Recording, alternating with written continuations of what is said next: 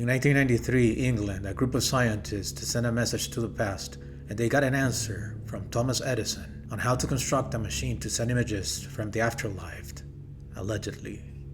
This is the Scole Experiment. But before we get to it, if you like the mystery, true crime, and conspiracy themes, and the paranormal, that's what we're about, so please subscribe. It really helps the channel. And back to the story.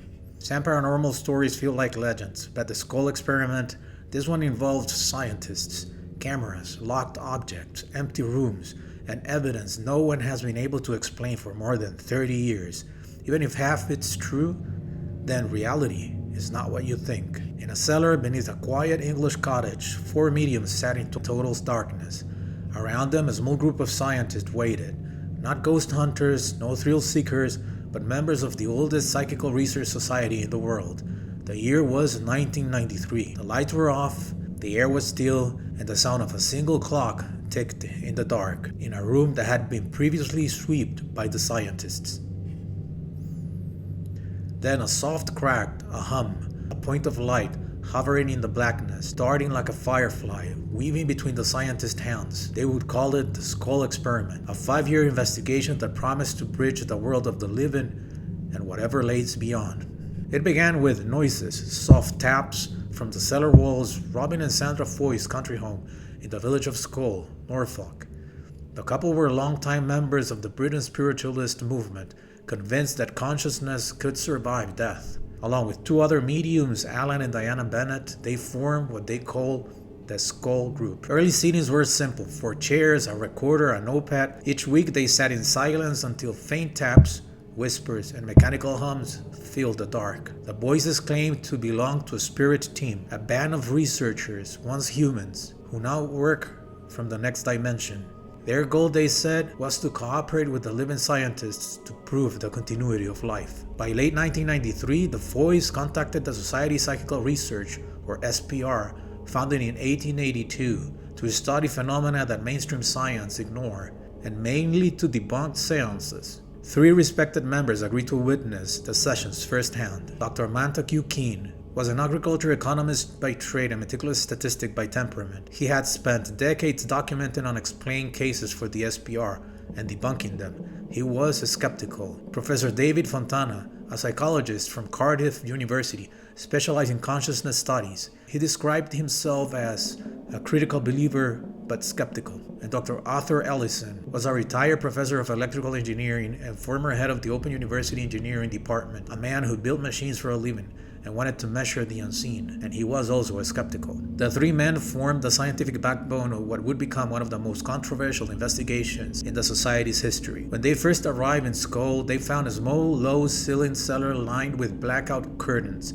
No light source, no windows, just a round table, a few chairs, and recording equipment. The mediums explained that any artificial light would drain the spirit energy. The scientists agreed reluctantly to sit in total darkness. What they witnessed that night stayed with them forever. Small points of light appeared, floating freely. At times they streaked across the room. At others they hovered inches from the observer's face. One darted through the solid wall. None of the scientists could see, not even their own hands.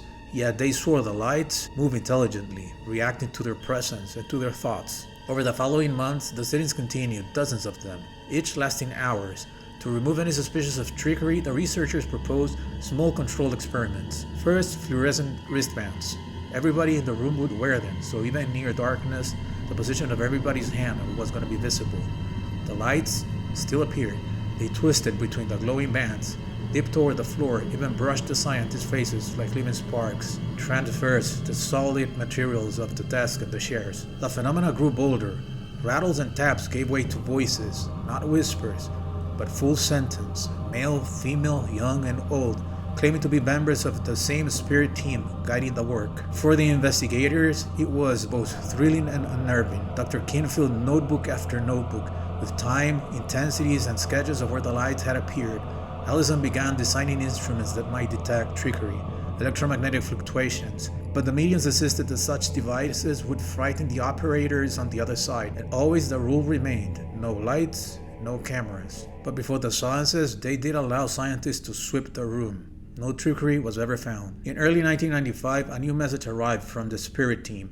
The entities wanted to use modern technology to leave proof of their existence on unexposed photographic film. The procedure was simple. The scientists placed a fresh roll of 35mm films inside a sealed box that they kept in full view during each session. Only the investigators held the key. Afterwards, the film was developed by professional labs under supervision. The results stunned them. Lines of text appear on the negatives, short poems, signatures, even drawings. One message read like a personal letter from Sir William Barrett, a former SPR president who had died decades earlier and had promised to make contact from beyond. Another bore the signature of a deceased investigator who, before his death, had also promised colleagues that he would find a way to communicate from beyond. The most striking image carried the names of Thomas Alva Edison. According to the mediums, the inventor himself had joined the spirit team, and he himself had proposed a spirit telephone. The scientists could not explain how sealed films untouched by human hands show such encryptions. To skeptics, it reeked of manipulation. To the present, it felt like a real thing. As the sittings went on, the films became more elaborate.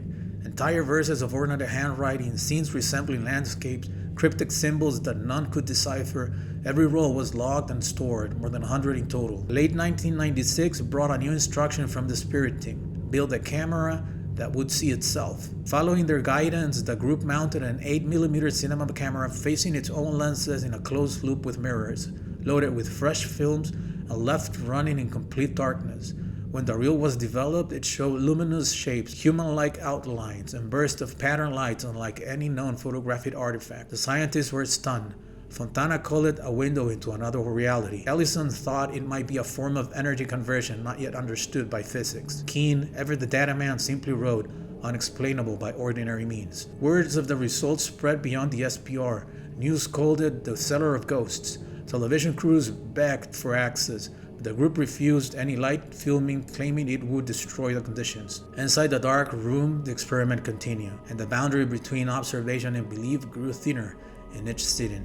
By 1997, the Scole Circle had become an international curiosity. Scientists, clergy, journalists all wanted to witness what some were calling proof of the afterlife. The group began what they called the Scole Tour. They carried their darkness with them: blackout curtains, sealed boxes, and the same wooden table that had become their laboratory. In the United States, a Hollywood audience gathered in a rented hall. Among them were actors, producers, and a handful of researchers from Caltech who came out of pure disbelief. The lights went out, and within minutes the table began to rattle, then spinning. Witnesses claim it lifted clear off the floor and drifted above their knees before settling back down. Hands, cold and smooth, were said to materialize in the mid-darkness from nowhere, touching faces and shoulders.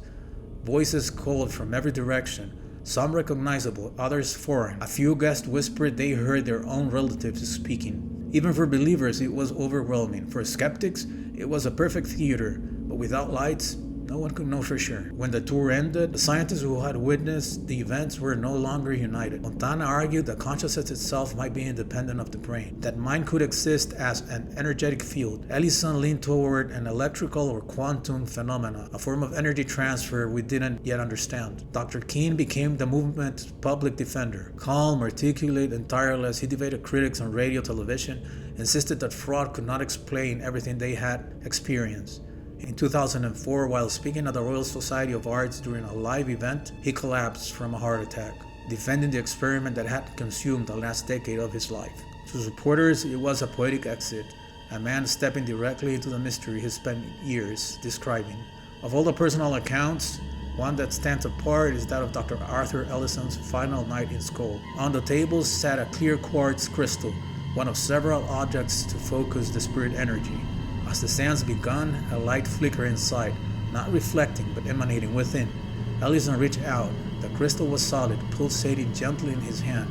He set it down. The glow dimmed, then brightened again. When he tried to pick it up the second time, his fingers passed through, as though the stone had turned into vapor. Seconds later, it reformed, cold and lifeless. To Ellison, it was a glimpse of something that defied every instrument he'd ever built. He would later write that he was not convinced of spirits, but convinced that something outside our present physics occurred that night. In the summer of 1998, the spirit team delivered one last message. Other entities were attempting to seize control of the channel. It was no longer safe to continue. The Foys agreed. After more than 5 years and hundreds of sittings, the seller's sessions ceased. The equipment was packed away, the room left empty. For the participants, it felt less like an ending and more like a curtain slowly folding on a stage no one else would see. When the Society for Psychical Research published its report, reactions were instant and polarized. Supporters hailed it as the most convincing documentation of paranormal phenomena in a century. Critics called it a catalog of unverified anecdotes. The skeptical list was long. The room had never been a controlled environment. Electromagnetic sweeps were never done properly and were forbidden. Infrared cameras and motion sensors were banned. Neutral observers were limited. And every critical event occurred in total darkness. Stage magicians demonstrated that many of the effects, the floating lights, the disembodied touches, the simple optical tricks. Yet, even they admitted, other things remain unexplained. The films were sealed off by the scientists. Magicians said to replicate all phenomena, it would require a large investment of money. And even then, some things they had no idea how could be replicated. They call it the best magic show to have never existed. For those who sat in the cellar, it was real. For those who studied the transcripts, it was trickery. But the Scole Experiment, like the Philip Experiment before it, left behind questions that refuse to fade. Can consciousness act upon matter? And can it survive death? As modern physics explore quantum entanglement and the strange influence of observers on the observed, that question grows more uncomfortable. If the mind truly participates in shaping reality, then perhaps the line between science and séance is thinner than we think. Hoax, spirit, or the untapped potential of the consciousness.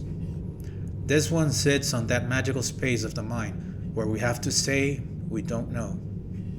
So thank you for watching the Fuku Files. If you enjoyed this investigation, please subscribe. It really helps the channel, and I'll see you in the next one. The Fuku Files!